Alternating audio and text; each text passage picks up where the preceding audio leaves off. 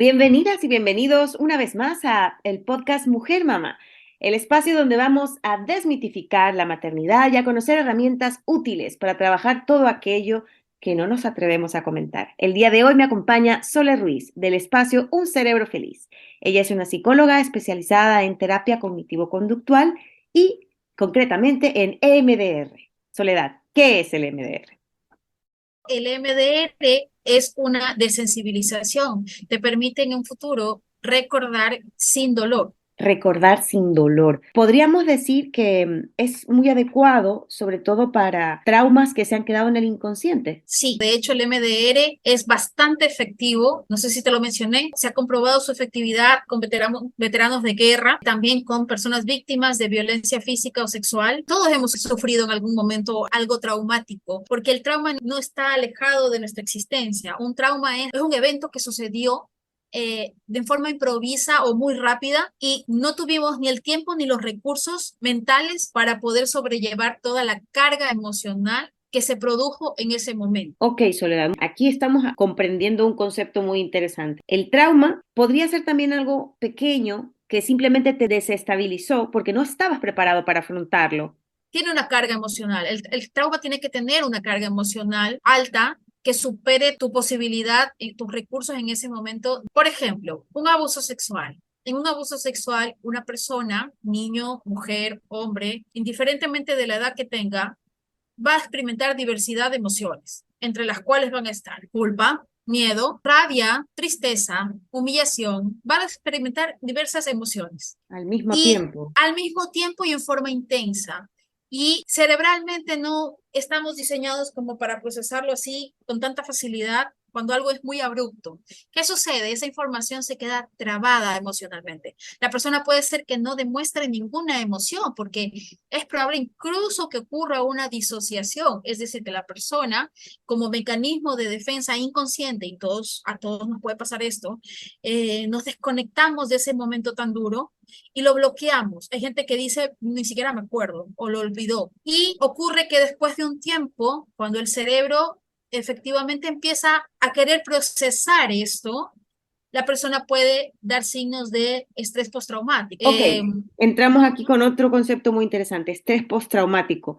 Vamos a dejar claro, ¿cuándo puedo decir o sospechar que tengo estrés postraumático? Por ejemplo, si estás teniendo muchas pesadillas, por ejemplo, no recuerdo qué soñé, pero siempre estoy gritando en el sueño, o siempre estoy con miedo, estoy con rabia, ¿no? O por ejemplo, siempre me persiguen en el sueño, se repite eso, o se repite el abuso que viví. En forma directa, lo vuelvo a vivir en el sueño. También puede pasar despierto, que tengas flashbacks, es decir, que recuerdes partes de ese evento, las más molestosas y perturbadoras, siempre son flashbacks perturbadores. Entonces, podríamos decir, Soledad, que la terapia MDR nos ayuda a hacer despiertos todo esto que no podemos hacer dormidos. Sí, ayuda mucho. Y algo que me faltó mencionarte es el estado de ánimo, cómo se ve afectado, ¿no? La persona puede sentirse o muy irritable o muy triste. Pensamientos fatalistas, pensamientos desesperanzadores, continuos. Entonces, eso es importante también mencionar como síntoma. Y volviendo a la pregunta, sí, el MDR ayuda muchísimo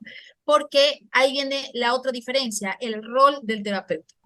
Nos mencionó en algún momento un gran maestro de MDR que tuve yo. El terapeuta de MDR tiene que tener unas orejas grandes, unos ojos grandes, pero tiene que tener una boca pequeña. El terapeuta MDR Interesante. habla muy poco y lo que habla es siguiendo el protocolo específico de EMDR, donde simplemente está asistiendo, acompañando y ayudando en determinados momentos de ese reprocesamiento. Cuando la persona, por ejemplo, sufre un bloqueo, el terapeuta puede coger el hilito de nuevo para ayudar a desenredar. Pero en el EMDR, el paciente habla poco y el terapeuta habla aún menos que el paciente. Correcto. Entonces, recapitulando, podemos decir que el MDR nos permite reprocesar esas emociones que quizá ni siquiera percibimos conscientemente, pero que están allí, trabadas en nuestro cerebro, como tú dijiste. El terapeuta lo hace de una forma diferente a las otras terapias, pero sobre todo observa y permite que tú lo hagas en un estado despierto. Soledad, la gran pregunta, ¿cómo? Bien, si decíamos que en el sueño ocurre la estimulación bilateral gracias a este movimiento de ojos y en forma natural,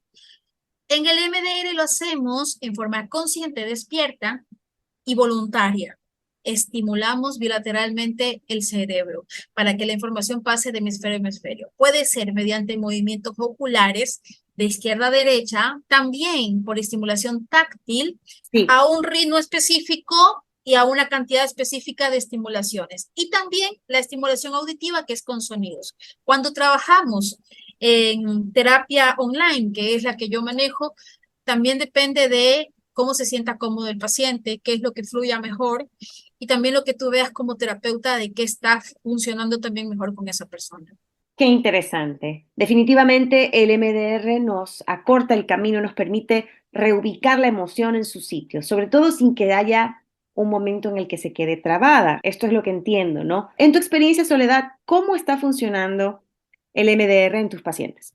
Bueno, he tenido experiencias bastante positivas con pacientes que han presentado TEP, justamente trastorno de estrés postraumático, trastorno de ansiedad, pacientes que han vivido situaciones traumáticas una vez en forma aislada o incluso repetidamente o a lo largo de toda la vida. Y ha sido bastante eficaz. Algo que es bastante ventajoso del MDR es que el MDR toma mucho menos tiempo que una terapia cognitivo-conductual. Y el MDR ayuda a que toda esa vivencia, toda esa carga emocional aparezca, se viva, se sienta, pero asimismo, al igual que un duelo que se vive, se siente y duele, va yéndose ese dolor, eventualmente se va desensibilizando, eventualmente avanza el tiempo y avanza la terapia y ocurre lo que ocurre en forma natural en el cerebro. El curso de la información es, se impacta emocionalmente y tiene que producirse esa emoción para que luego ocurra el aprendizaje de la vida. En este caso, ocurren muchísimos aprendizajes valiosísimos, como por ejemplo el aprendizaje de, en vez de culparme por esto, ¿no? Que a veces nos culpamos por aquellos traumas. Ajá. El aprendizaje de ser más compasivo conmigo mismo o ser más compasivo con otros cuando veo que tienen actos que no entiendo. O también el aprendizaje de que yo también me puedo autoconsolar. El aprendizaje de esto demuestra que yo soy alguien fuerte, realmente he sido muy fuerte, soy muy valioso. Otra diferencia importantísima del MDR con la terapia cognitivo-conductual es que en la terapia cognitivo-conductual eventualmente se producen juicios de valor porque estamos analizando aquellas cogniciones, ¿no? Y podemos decir, bueno, ¿qué tan funcional es esto, ¿no? Sentirnos así o qué tan funcional es esta respuesta que estás teniendo en tu conducta. Pero en cambio en el MDR aceptamos todo, sí, es Aceptamos. decir, en el espacio terapéutico aceptamos todo sin un juicio. De acuerdo, pero esto es lo que te iba a decir. Me asusta un poco porque si hablamos de revivir y de que la emoción siga su curso, me tiene que volver a doler en terapia. Pero Ujú. esto también puede asustarnos. Ojo, hablamos de algo muy atractivo que es menos tiempo, pero también algo muy imponente, que es volver a sentir ese dolor. ¿Se producen bloqueos? ¿Qué le dirías a las personas que les da miedo escuchar esto? Primero es importante comprender algo. Tenemos miedo a la emoción. Culturalmente nos enseñan a tener miedo a la tristeza, miedo a la rabia, miedo al enojo, miedo a cualquier emoción incómoda. Nos enseñan a tener miedo. Esto es bien importante porque en el MDR primero también aprendemos eso, aprendemos que las emociones son mensajeras y son nuestras. ¿Qué quiere decir esto? No es algo ajeno. La rabia que siento no es ajena a mí, no me va a hacer daño. El temor que siento o el pánico que siento no me va a hacer daño. Aprendo incluso también en el MDR ejercicios de autorregulación. También los aprendo. Y también aprendo con mi terapeuta que puedo yo ser un sostén para mí mismo. Aprendo que puedo pedir ayuda y que estoy acompañado. Y ninguna de estas emociones me va a matar. Ahora, si hablamos de un paciente, y esto es muy importante, que está con tendencia suicida, Ujú. ese paciente necesita medicación psiquiátrica para hacer un MDR, porque esa es otro protocolo, es un paciente que necesita un colchón emocional. De acuerdo, esto es un matiz muy importante, Sole, ¿no? Si bien el MDR puede ser muy efectivo y requerir menos tiempo, también puede ser muy doloroso porque nos va a hacer transitar todas estas emociones incómodas. Entonces, puede ser indicado también para personas en este punto, ¿no? Con tendencias suicidas, pero con el soporte adecuado y el colchón adecuado, como el apoyo de antidepresivos que ya los recetaría un psiquiatra. Sí, y te quiero contar una cosita que Claro. me ha parecido muy lindo en terapia y que yo les he dicho a algunas pacientes, yo sé que te duele ahorita, pero te prometo que luego de esto no te va a doler igual. Es más, eventualmente ya no te va a doler. Y cuando han terminado el proceso dicen, es verdad, ya no me duele. Esa es una Nunca promesa muy creí. interesante. Quien hace todo el trabajo es el propio cerebro. Por eso te decía, se basa en esa capacidad cerebral que todos tenemos. Es la razón por la cual no te acuerdas cuando te caíste, cuando empezaste a caminar. No es importante eso. Menos Pero mal. aprendiste que podías pararte, que podías volver a Sí. hacerlo y que si te lastimabas llorabas y no pasaba nada. En este espacio, Mujer Mamá, hemos hablado mucho hasta ahora de hacernos las preguntas adecuadas, de quitarnos expectativas falsas, de ser una mamá real y de afrontar este momento de nuestras vidas desde la realidad y desde el amor propio más real. He querido hablar el día de hoy contigo de esta terapia tan interesante precisamente por eso. No quiero cerrar este espacio sin que tú nos ayudes a perfilar cuál sería o cómo se ve, cómo es la mujer que puede estar psicológicamente preparada y madura para afrontar la maternidad. Ok, me llama mucho la atención que dices esto de afrontar, lo Sí, aplaudo y lo celebro, porque gracias. creo que hay que desmitificar el hecho de que todas venimos listas, como diseñadas, prediseñadas psicológicamente y físicamente para la maternidad. No es así, hay mujeres que no pueden dar delantal. Por ejemplo. Por ejemplo, también hay cerebros que no lo tienen tan sencillo, que no producen aquellas sustancias cerebrales que están relacionadas con el bienestar, con el amor, como la oxitocina o la serotonina, por igual. Existen Claro. desbalances hormonales que también hacen que la maternidad no sea igual. Entonces sí es afrontarla, porque lo afrontas desde tu particularidad, desde tu individualidad y desde tu historia. Puede ser que tú misma veas que tu historia no te tiene lista del todo. Cuando uno se siente listo, ¿cómo te sientes tú cuando vas a dar un examen y dices estoy lista? Qué ¿Cuál buena es cuál pregunta. es la señal de que estás lista si vas a dar un examen? Ay, bueno, yo sé que tiendo mucho al nerviosismo, pero creo que sí siento una liberación o una paz de que yo he dado lo mejor de mí, de que no me queda nada pendiente por resolver. Siento que yo ya lo resolví y ahora será lo que sea, porque yo estudié todo lo que podía estudiar. Quizá eso, ligereza. Exactamente.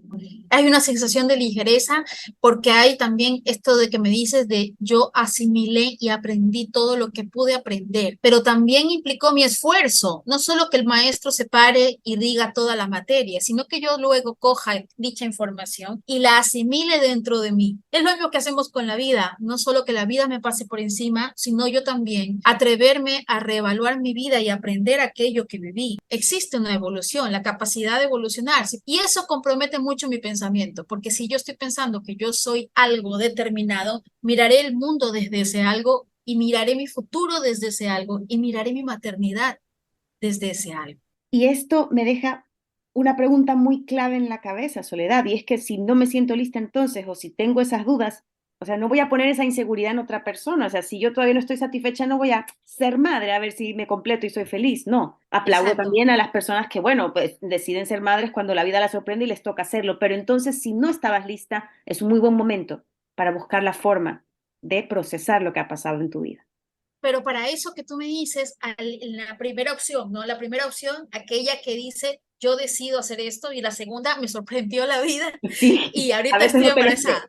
Claro, exactamente. Entonces, en la primera opción implica un trabajo de conciencia, en ambas implica un trabajo de conciencia.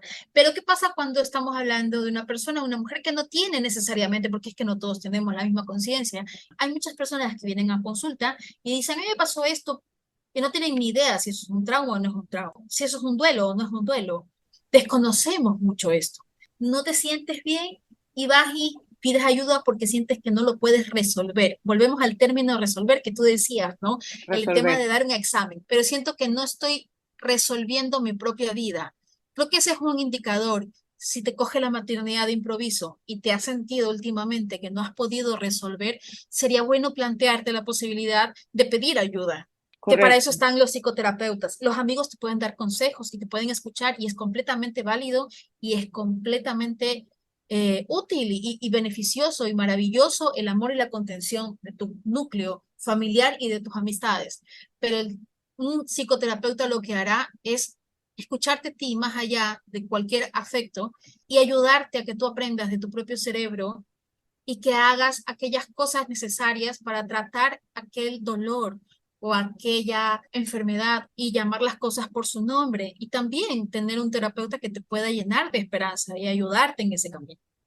Excelente, Soledad, gracias. Nos dejas llenas de esperanza. Voy a retomar algunas de estas hermosas frases. Poder resolver lo que nos ha pasado y si no somos conscientes, tomar estos síntomas, esta ansiedad, esta inseguridad, esta inquietud que siento, sobre todo si ya soy mamá, es un buen momento para acudir a terapia porque el terapeuta nos va a escuchar más allá del afecto, nos va a dar las herramientas necesarias para que podamos procesarlo. En este caso, como hemos comentado el día de hoy, con el MDR y desde el sistema límbico y lo más primario que tiene nuestro cerebro. Ha sido muy interesante, Sole. A todos quienes nos escuchan pueden contactar sus servicios de MDR o de psicoterapia a través de Un Cerebro Feliz, se los recomiendo muchísimo. Y gracias por esta hermosa conversación. Gracias por invitarme. Hasta la próxima.